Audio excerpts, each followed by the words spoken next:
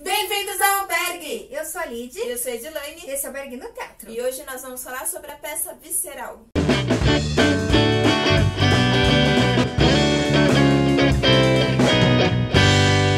Gente, antes de começar esse vídeo, já se inscreve no canal e compartilha o vídeo. O texto da peça foi escrito por Nana de Castro, que ela é uma premiadíssima escritora e roteirista do nosso meio artístico aí. E você tá vendo a gente com as pulseirinhas? Sim! Essas pulseirinhas a gente recebe lá na peça e elas são importantes para que a gente consiga interagir de forma mais eficiente com a peça. Porque a peça, ela tem uma área, antes de começar a peça propriamente dita, uma área imersiva, onde a gente pode interagir com algumas obras de arte. E essa pulseirinha, ela é como se fosse uma chavinha. Você vai até o quadro, segura assim próximo de um sensor que tem e ele dispara uma gravação, que é referente ao que foi concebido daquele quadro ou o que foi falado de texto a respeito daquele quadro. Enfim, é uma contextualização, seja sonora, eu digo assim, musical até, com ruídos, ou seja mesmo com um texto construído a respeito daquele quadro. E situando vocês, a peça é feita em 3 níveis. Então, o primeiro nível é uma exposição, que é muito importante que você veja, porque tudo que é dito ali complementa na peça.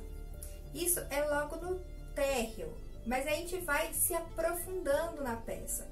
Então, no primeiro subsolo, vamos falando assim, tem essa exposição com as obras de arte, com os quadros desenhados artisticamente ali, e depois a gente segue um pouco mais para dentro ali do lugar, que a gente vai parar num porão.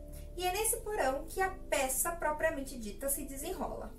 Quando a gente chega na exposição, lá no primeiro subsolo, a gente é recebido por uma senhorinha simpaticíssima, feita pela Yara Janra, que a gente conhece de muitas outras obras, porque ela é uma artista muito conhecida, principalmente a gente assim, dessa idade mais jovem, que assistia a...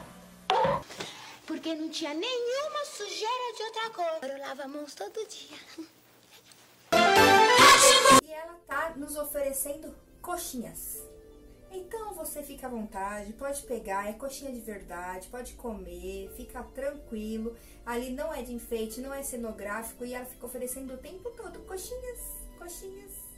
Muito fofinho. E vocês prestem atenção, porque essa coxinha vai conversar com uma revelação que vai ser dada ali na peça, lá no finalzinho.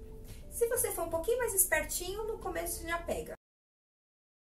O ponto alto dessa peça é a cenografia e o figurino. Então você acompanha 2 tipos de exposições, a factual e a artística, o áudio que complementa os quadros, entre outras coisas. E os figurinos são muito bem feitos. E alguns personagens com argila representando obras de arte. Então tudo isso ficou belíssimo.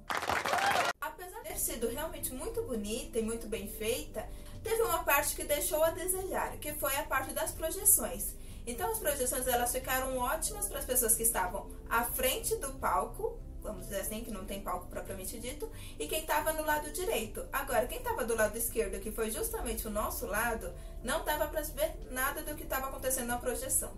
Mesmo que aconteceu da gente virar e tentar enxergar, mano, é uma projeção. Então você tá muito perto ali do que está sendo projetado. Você tem alguma ideia do que possa ser. Mas até a gente pegar também, né? Eu perdi a primeira projeção, não sei você. Eu também não entendi nada. Mas aí a segunda a gente percebe já que, então é um mar, não sei o quê. Mas fica muito vago. Ainda sobre a concepção cênica, a gente, logo no início da peça propriamente dito, depois das exposições, a gente é dividido em 2 grupos, o grupo azul e o grupo vermelho. O grupo azul vai para um lado, que não foi o nosso. Aliás, a gente tem que começar a dividir. É verdade. É, tipo, você vai para um lado, eu vou pro outro, depois a gente conversa. Depois a gente descobre quem é quem. Aí a gente conta a peça como um todo pra vocês. Aí quem vai pra peça azul não sabe o que aconteceu no vermelho, quem vai pro vermelho não sabe o que aconteceu no azul. Até aí, tudo bem. Lembra da peça Cidade do Sol, que a gente falou pra vocês? Que tinha uma hora que as meninas iam para um lado e os meninos para o outro, e que depois, tipo, se vocês descobrem o que acontece, não fazia diferença necessariamente para o desenvolvimento da peça, saber o que acontecia ali ou não. Quem era a menina sabia, quem era menino sabia. No decorrer da peça se juntava e, tipo assim, o que você vivenciou não influenciaria no final da peça. Nesse caso, a gente acredita que dá uma influenciadinha, assim. Que a gente participou do vermelho, que era a parte do crítico, e a gente não foi introduzido muito pro que seria o artista, que é justamente assim, um lado vai pro ateliê do artista, que será representado ali, o João Gabriel, e o outro vai pro crítico, que vai fazer uma entrevista com esse artista. Então a gente vai, nessa concepção cênica, a gente tem 2 cenários, pré-cenários, que acontecem ali, só que metade do público vê um lado, metade do público vê o outro. E eu acho que ali daria pra gente ficar um pouco perdido, mas aí segue, né? Segue. E a gente tem também, além dessa concepção cênica que também é interativa, também tem elementos interativos, tem um dado momento da peça em que se divide.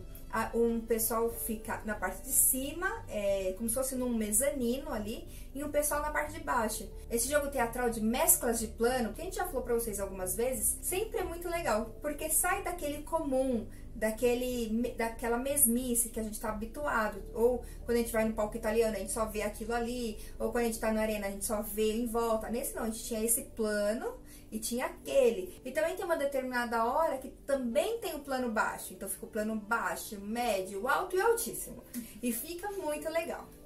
A peça tem como plano de fundo a Cracolândia e eles narram em vários momentos histórias reais de pessoas que passaram pela Cracolândia. E nesse caso, é muito interessante a Cracolândia ser um plano de fundo, porque faz muito sentido com o que a peça nos apresenta depois.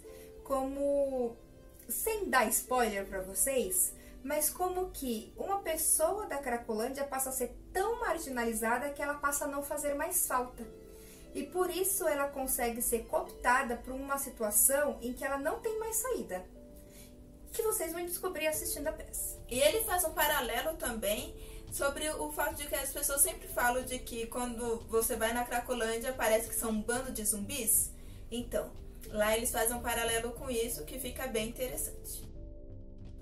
E durante a peça, na entrevista do Jordão, que é o crítico, com o João Gabriel, eles vivenciam como que é feita a criação artística do João Gabriel. E nessa criação artística é representado os quadros do João Gabriel. E esses quadros têm vida. E essa vida nos mostra de forma muito rica como que seria uma obra de arte, como ela seria se fosse viva, como ela seria se ela tivesse alma. Que tem, né? Tem a alma, metaforicamente falando, mas eu falando ali, se tivesse uma alma palpável, uma alma que a gente conseguisse ver. E fica representado também isso durante a peça. João Gabriel, o personagem, retrata pessoas ali da Cracolândia, pessoas reais. E chega até ele, Angélica, uma viciada em crack que tá precisando de dinheiro e ficou sabendo que ele paga alguns trocados para quem posa para ele. Ele geralmente não retrata mulheres, ele retrata pessoas um pouco mais sofridas, um pouco mais à beira da morte.